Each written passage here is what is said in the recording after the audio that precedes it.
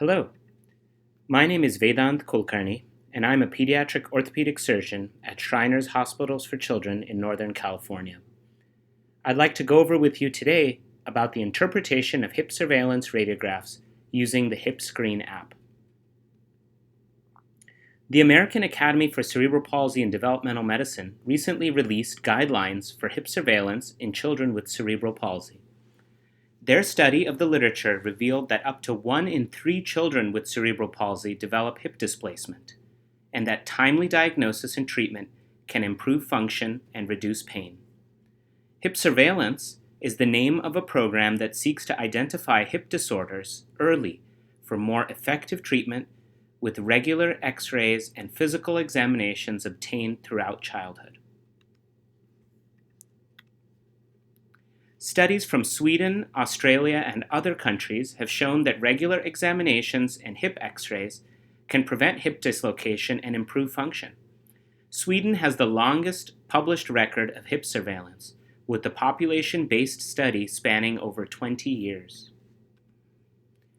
The Swedish study showed that hip surveillance can effectively eliminate painful hip dislocations when applied across the entire population of children with cerebral palsy. The cornerstone of early identification of hip problems is a properly obtained X-ray called an anterior-posterior pelvis X-ray. This X-ray is also called an AP pelvis X-ray. The most important measurement on this X-ray is the migration percentage, or the percentage of the ball that is not covered by the socket. A migration percentage over 30% of either hip increases the risk of continued displacement. Let's begin discussing how to interpret an AP pelvis X-ray.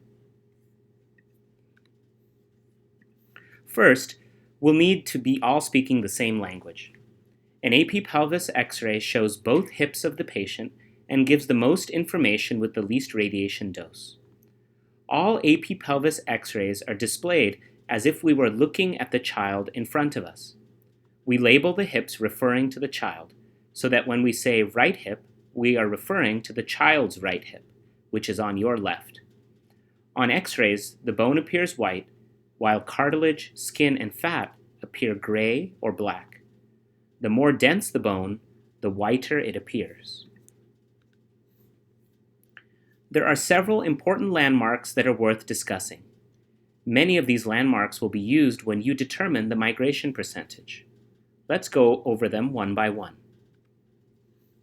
The first landmark is the femoral head ossific nucleus, which is outlined with a black dotted line. This is the ball of the ball and socket hip joint.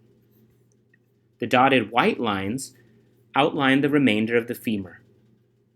The 2 arrows are the innermost and outermost margins of the femoral head ossific nucleus and are important landmarks for the measurement of migration percentage.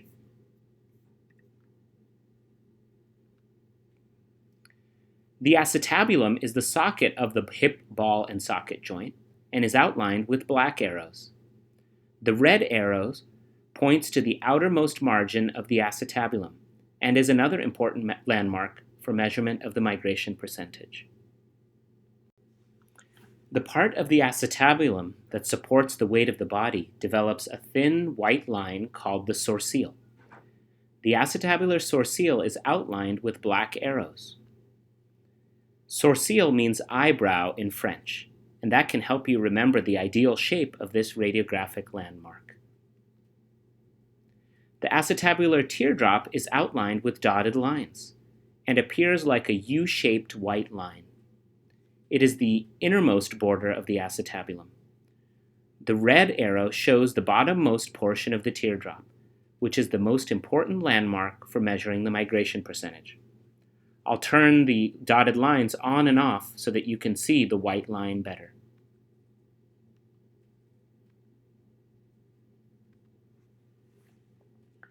Children's hips are growing from growth centers made of cartilage. The triradiate cartilage is the growth center of the hip socket and appears as a thick line, outlined here with arrows. The red arrow shows the outermost margin of the triradiate cartilage, another important landmark for measuring migration percentage. The pelvis has two other important landmarks, the pelvic wings and the ischial tuberosities, which are both labeled here. The red arrows mark the uppermost margin of the pelvic wings and the lowermost margin of the ischial tuberosities, and both of these can be used as landmarks for measurement of the migration percentage. Finally, it's important to have a common language for discussing direction on an X-ray. We use the term medial to mean towards the center of the child, and the term lateral to mean towards either side of the child. The radiographic landmarks I discussed earlier have medial and lateral borders, as noted in this diagram. You'll notice that the medial and lateral terms are relative terms, so that, for example, the lateral extent of the triradiate cartilage is actually medial to the medial edge of the femoral head ossific nucleus. The 5 landmarks seen here are the most important landmarks for measuring the migration percentage and are visible when the child is still growing with the triradiate cartilage still visible. Migration percentage is the most reliable quantitative measurement for hip surveillance and can be measured in 4 steps. The first step is to confirm that you have a properly positioned AP pelvis X-ray. For proper X-rays, the child should be positioned with the pelvis horizontal, the legs in neutral position and not crossing or spread apart, the knees extended as much as possible, and the kneecaps or patella facing forward. If a hip flexion contracture is present, pillows should be used to keep the spine flat so that the pelvis is pointing straight forward. An appropriately positioned AP pelvis X-ray will have the following features: symmetric pelvic wings, hips and femur that are in neutral position, and symmetric and oval obturator foramina. The pelvis X-ray on the far left has all of these features. The pelvis in the middle X-ray has been rotated so that the pelvic wings are asymmetric and the obturator foramina are also asymmetric. In addition, both femur bones are abducted or spread out away from the body. The pelvis in the X-ray on the far right has been tilted forward, such as in a child with a hip flexion contracture and no positioning pillows under the legs. This has created the view that shows the pelvic inlet well, but the hip landmarks are poorly seen. Notice that the obturator foramina are not oval and are hard to see. The second step is to establish the horizontal axis of the pelvis. Since not all children are placed exactly straight when the X-ray is taken, it's important to draw the horizontal or H line as a reference line for the remainder of our measurements. This can be done by connecting the triradiate cartilage of both hips, outlined here in red. Either the lateral most extent of the triradiate cartilage or the medial most extent of the triradiate cartilage can be used, but it is important to choose the same part of the triradiate cartilage on both hips. If the triradiate cartilage cannot be seen, the lowest points of the acetabular teardrop can be used, outlined here in green. The third choice for the H-line is the lowest most point of the ischial tuberosities, outlined in orange. The final choice is the uppermost portion of the iliac crest, outlined in blue.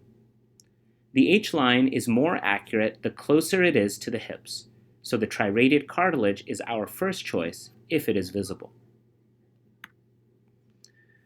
The third step is to draw 3 perpendicular lines to the H-line on each hip. The first line is the M line, which intersects the medial most edge of the femoral head ossific nucleus. The second line is the P line, which intersects the lateral most edge of the acetabulum. Finally, the third line is the L line, which intersects the lateral most edge of the femoral head ossific nucleus. The final step is to calculate the migration percentage for each hip by measuring 2 distances.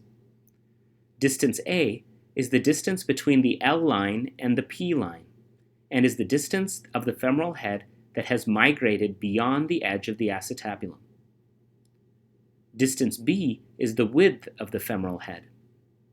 The migration percentage for each hip is distance A divided by distance B times 100.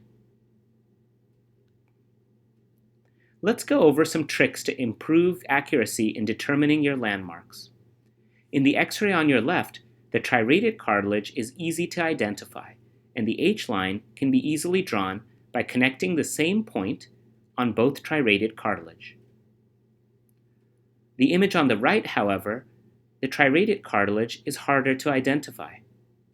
In this case, you can use another pelvic landmark to double-check your H-line, such as a line connecting the inferior-most point of the ischial tuberosities, highlighted here as a dotted line. As you can see, the two lines are nearly parallel, so it gives you confidence that your first line is more accurate. If finding the edge of the triradiate cartilage is difficult, you can also use the intersection of the sourceal and triradiate cartilage. First, identify the sourceal, and notice where it intersects the triradiate cartilage. The orange arrow points to the intersection and can be used to connect the two hips to create the H-line. The femoral head landmarks should also be chosen carefully to improve accuracy. Notice that in this case, the ossific nucleus of the femoral head is actually smaller than the neck of the femur just below it. For consistency, always choose the edges of the ossific nucleus to draw your M and L lines. The edges are outlined here with orange arrows. The thicker black and white lines are the correct M and L lines, while the dotted thinner lines are the incorrect lines. Identifying the edge of the acetabulum can be challenging when there is a high variability in the shape and morphology of the acetabulum. Here are 4 examples of hips with vastly varying morphologies of the lateral acetabulum. To improve reliability, we've created a flowchart that you can use to choose your landmarks. First, let's review the landmarks you'll want to pay attention to. As we discussed earlier, the sourceal is the weight-bearing portion of the acetabulum and appears as a dense white line of bone, outlined here with the black arrows. Sometimes, the acetabular sourceal can upturn into an inverted V rather than a smooth contour. Notice this upturn on the hip to your left, compared with the smooth curve of the hip on the right. This inverted V shape is called a Gothic arch sourceal. I'll turn the highlighting on and off so you can better appreciate this difference.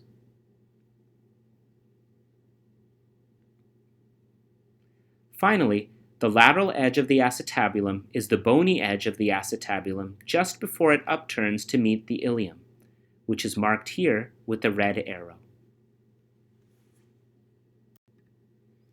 We've created this flowchart to determine the landmark that will be used for your P line. First, you'll need to determine if the entire sourceal is clearly visible to the edge of the acetabulum. If yes, you'll see if there's a Gothic arch. If no, you'll ask if the lateral edge of the acetabulum is clearly identifiable. Let's go through each case in detail. In the first and most common case, the sourceal will be clearly visible to the lateral edge of the acetabulum, and there will be no Gothic arch. In this case, use the lateral edge of the acetabulum as your landmark for the P line. In the radiograph above, you see the hip without any annotations. In the image below, the crosshairs show the appropriate landmark for the P line. If the sourceal is clearly identifiable to the lateral edge of the acetabulum and a Gothic arch is also clearly visible, then the apex of the Gothic arch should be used for the P line. Notice that the bony acetabular edge is more lateral, and selection of that landmark would underestimate the migration percentage. The correct landmark is shown with the crosshairs. If the sourceal is not clearly identifiable to the bony edge of the acetabulum, as in this example, the lateral edge of the acetabulum should be used for the P-line. In this case, notice that there's a hint of a Gothic arch, but that because the sourceal is not clearly visible all the way out to the edge of the acetabulum, the lateral bony edge of the acetabulum is the correct landmark. Finally, if there is significant difficulty in identifying the sourceal or the bony edge of the acetabulum, you'll need to use your clinical judgment to identify the lateralmost edge, as in this example. Let's walk through the steps of measuring the migration percentage with the HipScreen app's Migration Percentage Ruler. From the main page of the HipScreen app, select the third tab for the Migration Percentage Ruler. Next, you can either take a photo with the camera or upload a photo from your library to HipScreen. If you take a photo within the HipScreen app, it will not save the photos on your device, to minimize any concern for health privacy. Check out the hands-on tutorial for a live demonstration of each step in a different video. The first step after loading the photo is to rotate the image to level the pelvis to the H-line. First, select the Rotate button. Once you've selected the Rotate button, notice that a new menu pops up. Use the CCW button to rotate the image counterclockwise, and the CW button to rotate the image clockwise. You can use the touchscreen to pan and zoom the image appropriately.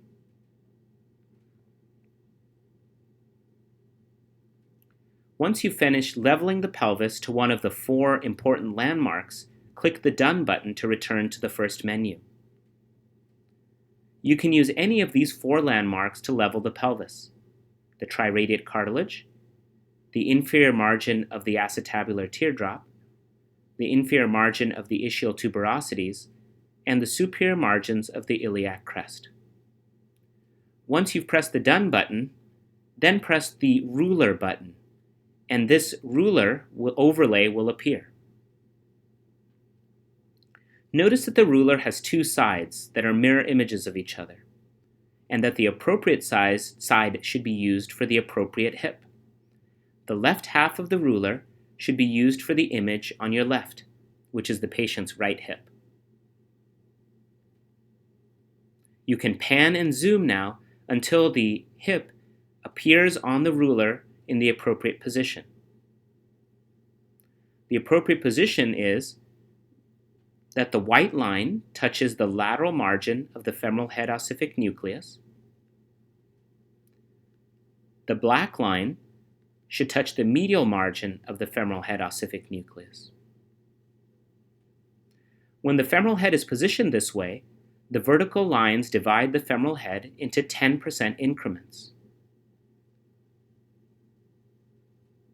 Although no numbers appear in the app, you'll notice that you can easily count by tens to find out what percentage of the femoral head is not covered by the acetabulum.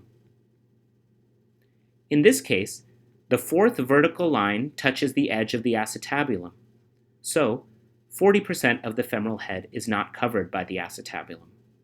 The migration percentage is 40%. As you now know, a hip with a migration percentage over 30% is at risk for progressive displacement if the lateral edge of the acetabulum of either hip is inside the red box. Then the migration percentage is above 30%. Let's go over some examples of what different migration percentages look like. The image above is without the ruler overlay, and the image below is with the ruler overlay. The yellow arrow marks the lateral edge of the acetabulum. In this example, the lateral edge of the acetabulum is between the first and second lines on the ruler, so the migration percentage is 15%. In this next example, the lateral edge of the acetabulum is at the third line, so the migration percentage is 30%.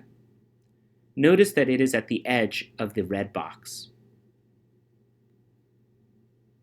In this final example, the lateral edge of the acetabulum is at the 5th vertical line, so the migration percentage is 50%. For either hip, you count lines from the edge of the screen. In this case, the edge of the acetabulum is inside the red box, so you know the migration percentage must be above 30%. For more tutorials, visit hipscreen.org. Thanks so much.